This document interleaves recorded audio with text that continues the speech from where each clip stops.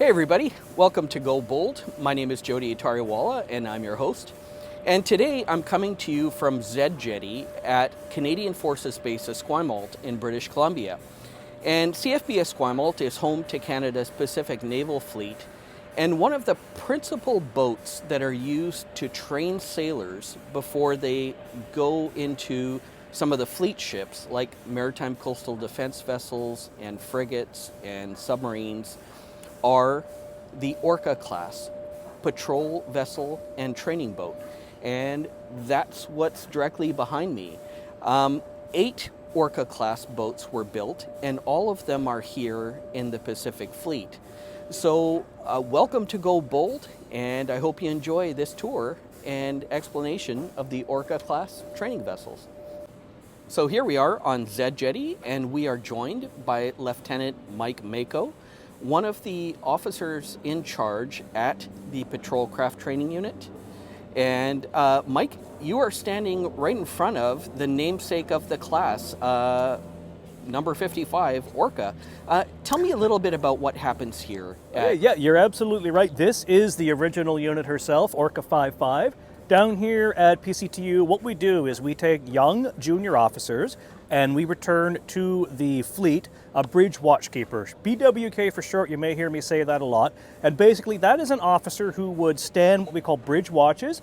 Picture a ship at sea doing 24-hour sailing. At some point in time, the captain has to sleep, and the only way he or she can sleep is if they have someone that they trust in charge of the ship, making sure that she is being operated in a safe and effective manner while they do their sleep. And that's the primary goal that we have here at PCTU. Awesome. Well, let me follow your lead and we'll go aboard one of these 8 lovely ships. Come on down. We're going to board Raven 5-6 today. Raven is actually the second of her class, and fun fact, the ship that I've sailed the most on. Oh, cool. I have 250 days at sea on board these ships, 180 of them spent on board Raven. Oh, beautiful. And are all of these Orca class vessels that we're passing here on Z Jetty, are they all identical? So they're virtually identical. Some of your sharper-eyed viewers may be able to see small exterior changes, and here's actually a good example. So what we have here is Grizzly 6-0, and outboard of her we have Caribou 5-7. If you look up on the bridge face, we've added some non-skid on 5-7. That's a new thing that we're doing to help make one of the things that you do while at this unit a bit safer. That thing is washing the windows.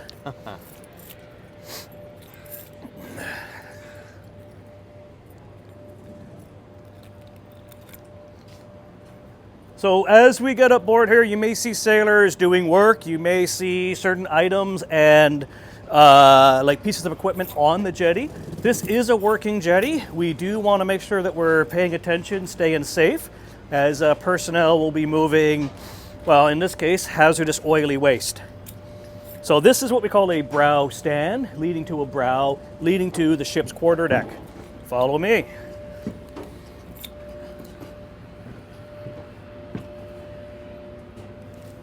Welcome on board Raven 5-6. I hope you enjoy your stay with us here today. Thank what you. I'd like to do is enter the ship through the after door here, through the galley to the training room, and then down to our second deck. It's the accommodation deck. Aft will be our engine space, and I'd like to start there today if that works for you. Yeah, absolutely. Lead on. Come with. It's our Zodiac, which is a rescue boat. And then this here is the galley. If you are a civilian, you may call this space a kitchen, but now that we're here in the Navy, this is a galley. There's a deck, bulkhead, deckhead, and all of the other Navy things. We're going to finish up today in the training room, which is where we are now. But like I said, we'll head on down to the engine room first before they fire up the engines and it gets too loud. Right on. Great. Normally you'd need hearing protection to be down in this space, but we have everything off today so that your viewers can actually come see the ship. Beautiful. Thank you. Welcome to the engine room. I'll pull up here. So each of our Orca class vessels is powered by 2 16-cylinder Caterpillar engines, which you'll see on either side of me here. Giant engines. Each engine independently runs its own shaft. The shafts themselves are run through this gearbox right here, if you want to come forward. This gearbox here, down into the shaft, which you can see through the deck plating here. The shaft itself actually pierces the hull because we have to take the propulsive power that we're creating inside the ship and somehow put it down into the ocean astern of us. So there is actually a place where this pierces the hull. And what happens in that spot? Magic. Magic. No, it's actually, it's called the gland, and then what we use is a special seal that goes around the shaft where it pierces the hull to create that water tightness that you need while still allowing for the momentum. So there's friction created and heat created. You can't be too tight with that or else you'll start a fire, melt it. You can't be too loose or else water gets inside. Right. So it's one of the little magics that we have on the unit. And how do we operate that gland space? And that seal, bicycle pump. No kidding. That's actually just inflated air in basically a big rubber device. So it's funny how sometimes the simplest solutions are in fact the best. Yeah. So coming further aft, just watch the little things sticking out as we go through here. You bet. I don't want anybody getting bumped on stuff. So further aft, what we have here are 3 diesel generators. These either working independently or together will create 440 volt power, which powers the ship. So we get 440 volt for all of the heavy electrical systems, and it'll also make 120 volt for what we call the hotel amenities. So if you plug your phone charger in while you're at sea with us, you'll get the 120 volt that you're used to at home, not the 440 volt. Everything's controlled here through our switchboard. Right, so you've got generator 1, 2, and 3, the distribution system, and then down below, that's the hotel power's distribution system. We are currently on what we call shore power, so that's just electricity, same as you get at your house coming through. This is one of our engineers. You definitely want to get an image of Downey here. Downey, tell them what you do. Sir. Pardon me, sir? What do you do? I am an electrician and MARTEC with the Royal Canadian Navy, and we maintain and take care of all of the engineering aspects of these ships. Gladly, happily, and confidently. Right on. Well, Yeah. thank you. It's really impressive to be on board this ship and kind of see. These were all built here in Victoria, British Columbia. So Really? yeah, so it's kind of nice to actually see what's been produced for the Navy. It would be nice if we could make more. Tell your taxpayers. Yeah, So right. we're going to head into what we call tiller flats after. Sure. Please just do Yep. be careful. So in tiller flats, can you hear me okay? Yeah. So we have one of my very favorite things about the training vessels. Come on through here. And what makes it so maneuverable? As I said earlier, 2 shafts, fixed pitch propellers, turning inboard over the top, giving us our power. Power is great, but power without control means nothing. And what we actually have are 2 rudders. 1 rudder over each propeller, which allows these ships to basically whip around in just a little over their own length. So if we're out and we're doing maneuvers, we take families to sea, we want to show them what we've got, crank it up to the full speed of greater than 20 knots, could be a secret, I don't know, and whip this over here at 35 degrees of helm and she'll turn a very tight corner. Nice. Right? So this is the sort of thing that lets us do navigational training in tight spaces such as the Southern Gulf Islands or down in the American side there. They call them the Orca Islands, right? Right. So we can go into tighter spaces than the MCDVs or the frigates because we're a smaller ship, yes. We have enough power to get ourselves out of trouble, and then we have the 2 rudders, which lets us have very good maneuverability. Lovely. Okay. Lovely. That's awesome. Back here, if there's ever a breakdown in the steering control systems, you can actually drive the ship from this right here. So this is an emergency steering. That's why we call it tiller flats, because it's the old-time Navy term for this thing here. That, of course, is somebody dropping nuts, bolts, and washers on the ship, because that's what we do as well. So if there is ever a breakdown in communications with the system, you can come down here, turn on this pump, open up the hydraulics to this here, and you're driving the ship. It's a little weird because you're facing backwards, taking orders through this headset to go left and right, but you can physically see right on the shaft itself what you're steering and where you're driving the ship. It's really interesting that you share that, Mike, because when I've been on the Halifax class frigates, I know that I was told that there's something similar Yes. at the back of the Halifax class in case you lose some steering control or whatever. There are people in the back of the boat that are able to do something. You're right. They're not there at all times. Right, This okay. would be a terrible job to be sitting here waiting. Right. So, Right. one simple pipe. The people are laid on basically on what we call a watch and station bill. Mm-hmm. So if your watch is awake, let's say you're the port watch or the starboard watch, first, second, or third. We also have a red, white, and a blue. Depending on what state the ship itself is in, you'll know whether or not you're the person running back here when you hear the pipe. Right. At Gotcha. specials, we call it special sea dutyman or specials for short, there will be somebody here at all times. So in a quick second, we can either on forward, I may show you that later, drop the anchor to keep the ship safe, or take the station of control right back here, start steering the ship from here. Right on. Yeah. Right on. Very cool. Very cool. Redundancy is key, right?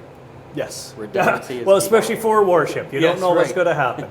Yeah, right. And then there's really not much else here other than escape hatches, because like you say, redundancy is key. We don't have any spaces on the ship without two modes of egress. So if you're in a space, and if you're ever at sea with us, look around, you will always see two ways to get out of that space. Right on.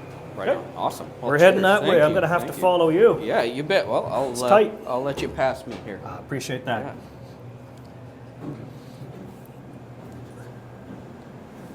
Watch that again.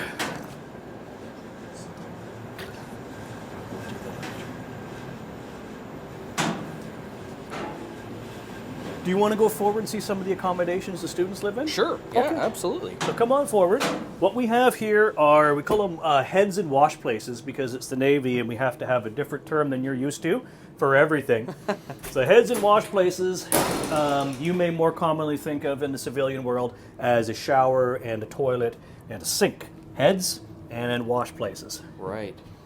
And for those that might not be familiar, Mike, why are there red lights on? Oh, that's a great question. They shouldn't be on right now because it's daytime in Esquimalt Harbor. However, we have red lights in all places on board the ship so that if it's nighttime and you're up and doing things and suddenly you have to be on the upper decks for an emergency or you have to go on the bridge, take your watch, whether it's your regular watch, like I'm going to be on the helm, I'm going to be a lookout, or if you're like me, you're going to be a BWK, you don't lose your night vision. Simple as that. So nighttime, the whole ship goes to red lighting. Even if you're in a space where you're not expected to go into the dark in the future, emergencies happen and we'll have red lighting on. Yeah, makes sense. It allows your eyes to adjust quicker. Exactly. It shouldn't be right now. This is one of the 3 watertight bulkheads that we have on board this ship. And what we have up forward from here are those white lights and more messing spaces. If you want to take a look in here, we've got messing for the students. Okay. And it's very, very, very simple. There's not a lot to it, not a lot of creature comforts, right? Everybody gets one place to sleep, call it a rack, Right. and one locker for their equipment. And this is where you're expected to basically spend your, not off watch, but your downtime, 8 hours a day, trying to get your rack out. Right. And how many people, how many students can actually go aboard each of these Orca class vessels? And then how many crew? Okay, so good question. There's 24 bunks. I could fill this completely up with students, but there wouldn't be enough hours in the day for the students to get quality training. So we try to have between 5 and 7 students, 6 being ideal because you can split them up, 2 on each watch, there'll be 1 and 3. For core crew, you will have an OIC, that's someone who does my job. You will have a senior bosun mate, that's a person who is the senior person in charge of the deck spaces and cleanliness. So if you're a student here, commissioned like myself, an acting sub-lieutenant, you may have an S1 telling you what to do. That's their job. You go ahead and do that. Right. On top of that, you'll have what we call an Orca Class engineer, and that engineer is in charge of the engineering spaces that we just went through there. If we are sailing 24 hours a day, we will also bring on board a cook. If we're not sailing 24 hours, so we're just going out doing trials and testing here, or the shorter sails that we do within the unit, not when we're doing the training, a cook won't come out with us. And then you'll have watch on deck. And then the watch on deck, their job is to respond to emergencies, so that might be a fire or a flood, launching the boat in case there's a person in the water, and standing a regular watch. That'll be helm and lookout, and I'll show you those when we're up on the bridge. Awesome. That's Questions? great. No, Okay. that's fantastic. Let's Awesome. carry on. Thank you. Absolutely. Hi, we're gonna go back that way. I like that he closed the door for me. Oh, perfect. Hell of a sailor. And then when you come through, Yeah. just lift this up, and You then bet. she'll close it behind you there, as we're just sort of pushing by.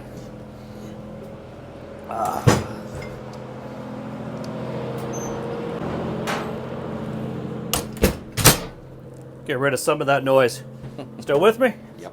Okay, careful on the ladder. I know it looks like stairs, but we're on a ship, so this is a ladder. Right. From here, I'd like to take you up to the bridge. Sure. Okay, Let's- follow me to the bridge. Do, do, do. This is where the magic happens, in my personal opinion, but I'm biased. This is my office.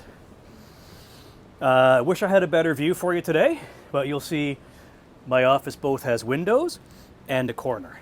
And what we do here is we take the raw material that Venture has given us and we turn out bridge watchkeepers. And so, for those that aren't familiar, Venture is a training establishment at Canadian Forces Base Esquimalt. Correct. HMCS Venture, named after the old sailing ship HMCS Venture, which used to take officer cadets to sea and turn them into sailors. And you mentioned that these boats are primarily focused on training bridge watchkeepers. So, what exactly does that mean? Oh, I'm glad you asked. So a bridge watchkeeper, unlike most of our TLAs or three-letter acronyms, actually means what it sounds like. They are the person who is in charge of the bridge. Every single ship at sea, whether it's one of our MCDVs, which are tied up over here, right, or our frigates, and you can see Calgary is getting a beautiful paint job right there. Anytime they're at sea, there is one person who is in charge of the bridge at all times. We very formally pass control of who is in charge of the bridge and who is leaving from being in charge of the bridge by saying, I have charge, I have the watch. It's a very formal turnover that goes back to the earliest days of sail, but it's also very important. If somebody shows up in the middle of the night and there are 10 people in this space and it's dark, you need to know who's in charge of it right now. Whether there's an emergency, we've just struck something, we've just gotten a call over the radio that there's a vessel in distress, one person up here is going to be in charge of the first responses that get the ship moving in the correct direction. I'm just going to check on that beep, beep, beep noise. What I love about this is it's telling me system normal. It's what we call an everything's okay alarm. And while you're up here, you will hear a lot of those alarms, and it's just very important to check your systems and make sure that what you're hearing isn't something that you need to be concerned about right now, as opposed to the things that you must deal with right now. So what we have actually going off is the gyro, which is the gyroscopically laser ring controlled device that always points north and allows me to navigate the ship, isn't agreeing with the magnet. That's the alarm we're hearing. So our magnetic compass is held here. It's an emergency compass. Remember how we discussed redundancies earlier? Right. Every single spot on Earth has something we call a declination, which is how far off from true north your magnetic north is. And as we're just firing up this ship, it's letting me know your magnet isn't pointing true north, which is great because it's not going to point true north. So we're going to have to deal with that for a bit while it figures itself out here. Right. So as I was saying, bridge watchkeepers are in charge of not just the bridge, but the ship itself. So if there is a fire, the bridge watchkeeper is the person who will make sure that they raise the alarm and task people out to fight the fire. If there is an emergency that needs responding to, they're the ones who get the ship pointed in the right direction and ensure that we've got, let's say, and we'll see this later, our rescue boat getting into the water safely. And the key word safely. I could say launch the boat and we're in 3-meter seas with the wind pulling straight at it. That boat's going to be going into the water right away as well. So we have to make sure that everything we do is safely. So beyond emergencies, they're also the person who's in charge of what the ship has to do at that time. So if there's something that's planned, we call that a flex, such as helicopter operations, or we're going to do what we call officer the watch maneuvers, where the ships drive around each other. They're at the right spot, at the right time, with all of the people closed up, ready to go. Bridge watchkeeping itself is one of the harder jobs in the Navy, and it's one of those ones where the only way to get it is experience, training, time, and most importantly, trust. If the commanding officer doesn't trust you, then you'll never be a bridge watchkeeper, no matter how much time you have in or how much training you've done. There's a requirement to know all of your systems, all of your people, and what they do. Song here is testing the windows.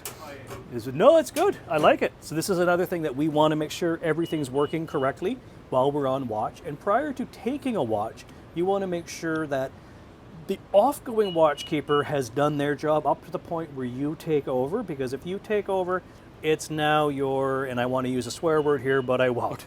Starts with an S, ends with a show. Right. All right. Exactly. So what are the tools that we have, right? So our ship, come on over here, has an ECPIN system or an SDM. It's a navigational computer system that has all the charts of all the areas we'll go. And I'm just going to zoom in to where our ship is here in Esquimalt Harbor. This is us on Zulu Jetty on board Raven right now. None of the other ships have turned on their AISs. That's the automatic identification system that all ships over 50 meters are required to use, and most ships nowadays in the modern times do use. If we do see an AIS, it'll be shown as a little green triangle on the chart here. So the chart takes the radar feed. This is my radar here. We're just starting it up and it's not yet radiating, but if I get it, wait for it, there we go. If I get it to start working, we've got two of them, I just got to do one more button over here. What you'll end up seeing is radar paint, which is the energy sent out and then received by the unit, and it allows you to see what objects are around you in the area that you're in. So what's interesting about this is if we range in,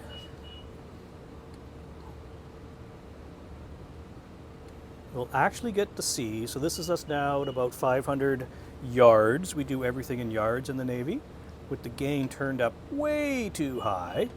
So we're just driving everything out. What we should end up seeing is a nice picture. Someone's got the C turned on. It's actually an interesting function. The C takes out radar returns that are down low. The thought being if there's waves that are 3 meters high, anything in that 3 meter area is probably the ocean coming back to you. Right. The other feature we have is rain, which takes out returns up high. The theory being if it's up high and there's too much of it, you're probably just getting rain returns. Right. It's very important to tune your radar as you go, and as you hit different areas of weather, clouds are coming, you'll see them ahead on here, or the sea state picks up, you're tuning your radar so that your picture always remains. I call it speckled. This is speckling here, and accurate, so that you're seeing what is actually around you, whether it's another ship or a point of land. The last thing you want to do is have your radar tuned so that the whole thing is just a big mess of yellow. That's all of the energy coming back to you, and there's nothing in that that's usable. Right. Okay. Right. So, as I was saying, these are training ships. What we'll see here aft is one SDM and one radar. This is what the students are using when they're learning and they're trying to stay safe. Okay. As the captain's sitting here in this chair, when they're up here, he or she will have this panel forward, so that you've got that, yeah, I trust this person's telling me what's actually happening, but I want to look out the windows and I want to see with my own eyes that what you're telling me is happening is in fact actually happening. So that's how we keep these ships safe. We allow the students to make mistakes, while the more experienced officers have their own system up here. So we'll tune it ourselves, we'll double check the tracks, we'll look for contacts, we'll be scanning much farther ahead than the students have yet been trained to scan ahead to keep the ship safe, and that'll allow them to make mistakes. Then they get to look out the window and go, oh, how did I get here? Where am I and what am I doing?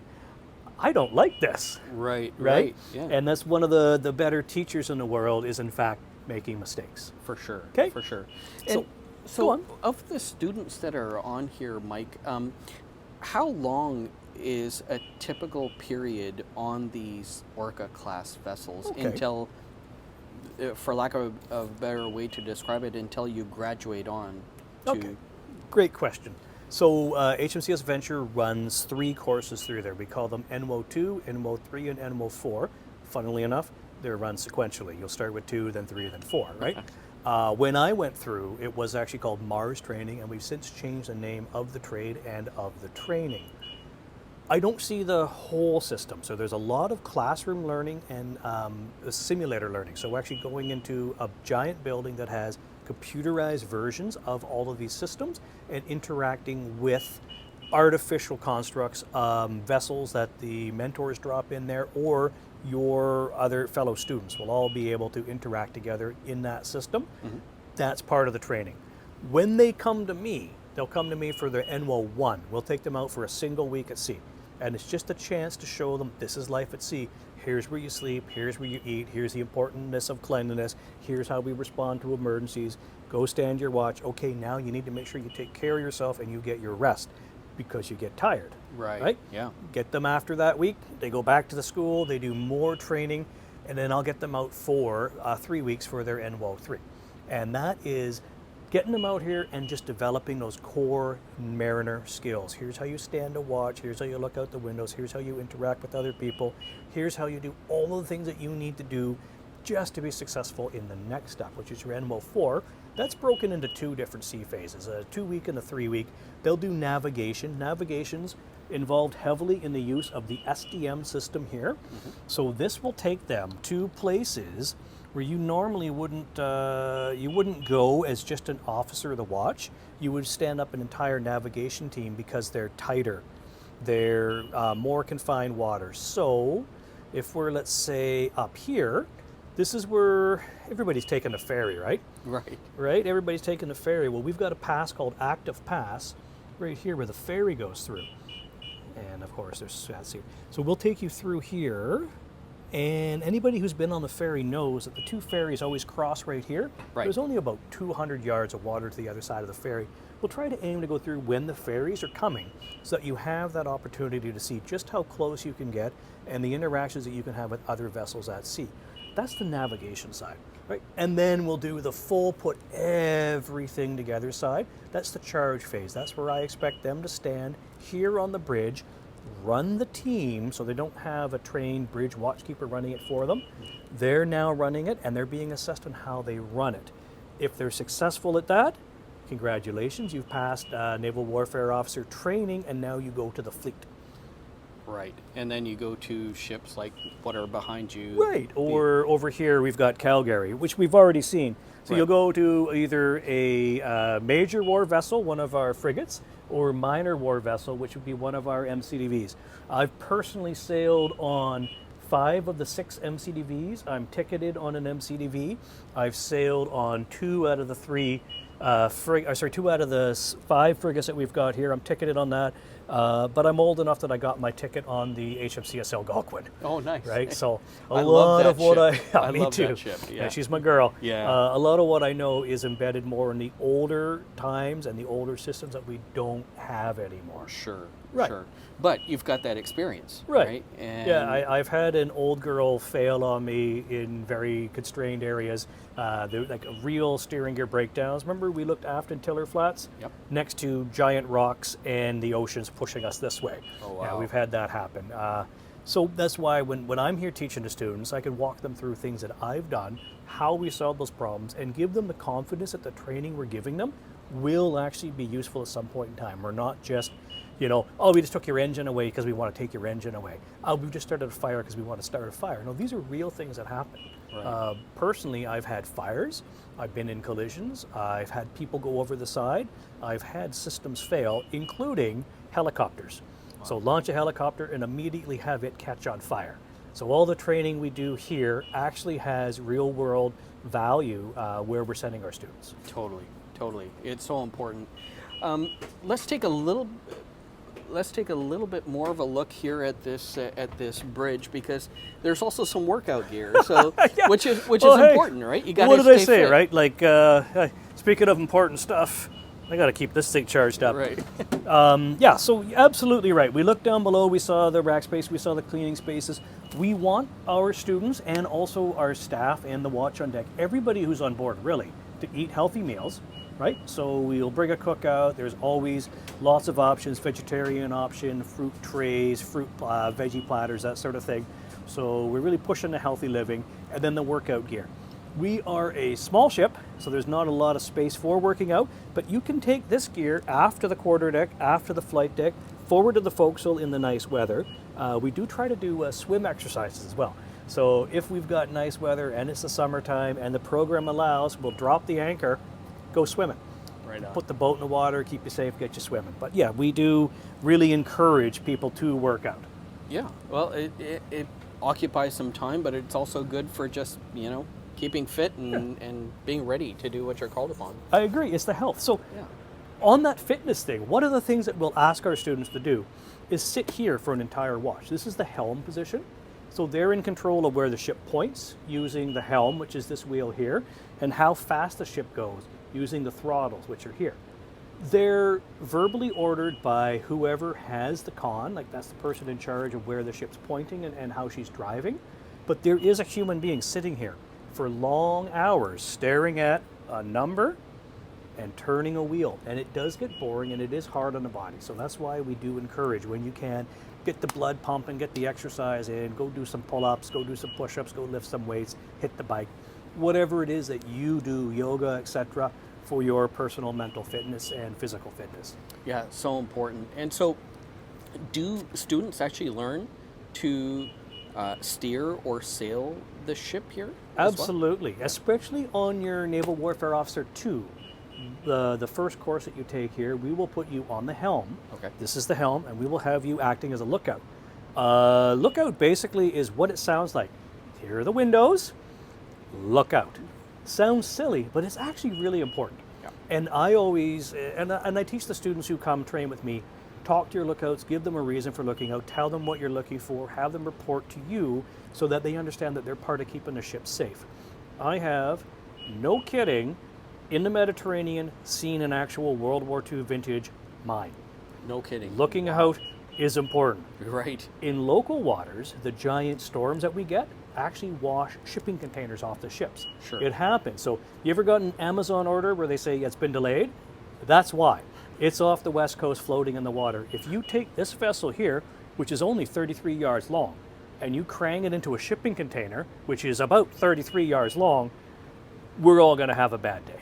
So Right. that's the importance of looking out. And we teach them to look out. And I'll use the examples of, see that whale over there? We could have hit that if we weren't looking out. Right. Right? Right. And nobody wants that. Like, No. we care very greatly for the marine life here. Yeah, Yeah. know, one of the things that I've been really heartened to see is that the Navy has a mammal mitigation, I guess, procedure. Yeah, or, we call it marine mammal mitigation. We tend not to mitigate land mammals. Right. So if you see a cow, I'm not going to do much about it. Right. Right. But we do have, and you can see our chart right here. This walks people through exactly what they're expected to do. We also have mammal reporting, which goes through the Department of Fisheries and Oceans, and they actually track and use the science that we build. So I've seen this kind of whale acting in this way. There were this many of them. This was the behavior that they had. This is the direction they were traveling in. We'll report all that up to the DFO, and then they'll kick it off to wherever the scientists are working on this, and we actually help build the picture of where the mammals are. I'd like to show you something that we do with the whales over here. Absolutely. I've just got to move a couple of charts. Sure. So that, looking into what the whales were doing and how their actions are, has actually led to us not going to this point here off South Pender Island, Okay. because this here is a prime orca feeding area.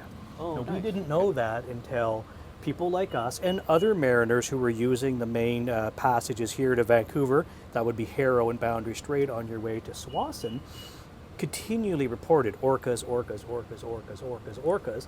And when you build that picture, then you have the understanding, and then you can avoid that area, and then we don't impact one of our critical species on this coast. Right. Very important stuff. Yeah. No, I'm very happy to hear that because your ships, you're small enough, you can get into a lot of places, and Yes. and so if you're aware of some of these things to help protect wildlife, then why not do it? Well, I couldn't imagine why you wouldn't. Yeah, But exactly. that's an actual concrete, on the ground example of something that we've been able to achieve. So it feels good being able to do that. Yeah, right on. Well, let's take a look at the classroom, because that's kind Sounds of good. the last. That's the last stop on our little tour. Yeah. So down the ladder, ignore this where it says stairs. This is a naval ship. This is a ladder. I don't know who put that there.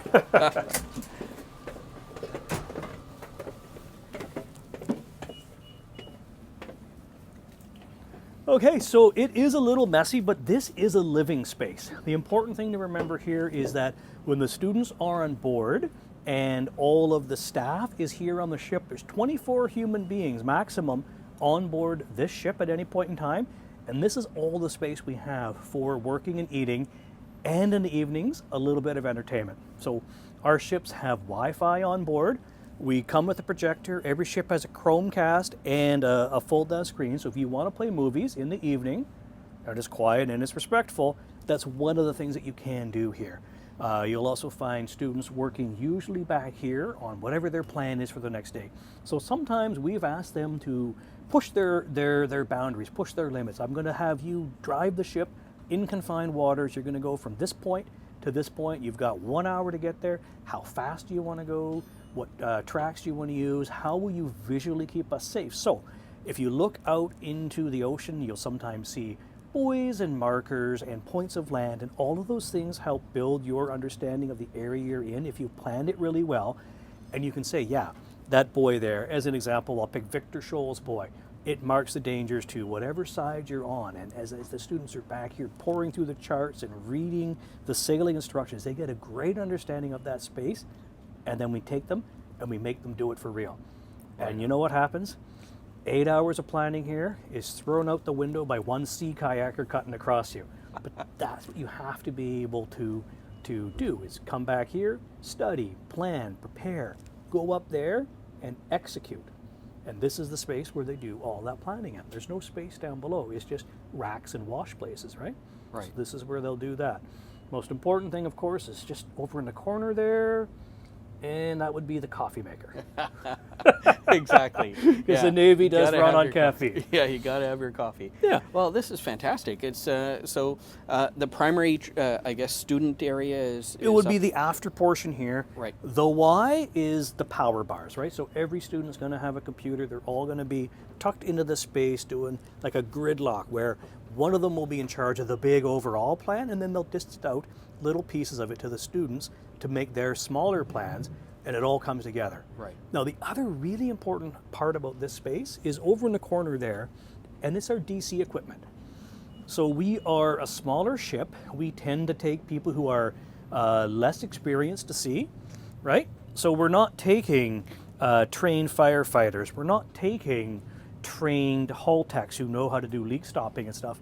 We're taking students who are just learning, and we're expecting them to help keep the ship safe with the small cadre of ship staff that is on board. So we have limited abilities to fight fires, but we can fight fires. And in my time at the unit, we've had 2 fires. They were real, and they were put out by people listening to their training, responding to what they were told to do, getting to the fire as fast as they could with, we call them first aid extinguishers, the CO2 extinguishers, and actually putting out the fire, saving the ship, in all honesty. So it's massive. Yeah, that's so important. You know, it's these ships are a wonderful example of what you will see on the larger, I guess, Everything commissioned scales naval up, ships. is what Right, you're saying. right, Yeah. exactly. You're absolutely right. So the bridge here has a lot of the same things you'll see on a frigate. Right. You don't have the ability to stop the main gun because you don't have a main gun. You don't have the ability to communicate with helicopters because we're not launching and recovering helicopters.